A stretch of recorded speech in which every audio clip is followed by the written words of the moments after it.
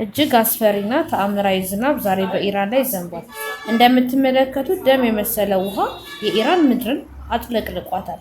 በኢራን የሚኖሩ ዜጎች ሁለት አይነት ስሜት እያስተናገዱ ነው። ከ50 ዓመት በኋላ ድርቅ ያስቸገራት ኢራን ሙሉ በሙሉ በደም የተሸፈነ ዝናብ ዘንቧል። ነገር ግን ከፊሉ በዝናቡ ደስተኛ ሆነዋል፣ ከፊሉ ደግሞ በዝናቡ ቀለም እጅግ ደናግጠዋል፣ ከፊሉ ደግሞ ከሃይማኖት ጋር ይገናኛል በማለት በመጸለይ ላይ ይገኛሉ። ሳይንቲስቶች ደግሞ የአይረን ኦክሳይድ ክምችት ስላለ ከኦክሳይድ ከዝናብ ጋር ሲገናኝ የተፈጠረ ክስተት ነው ሲሉ ተናግረዋል።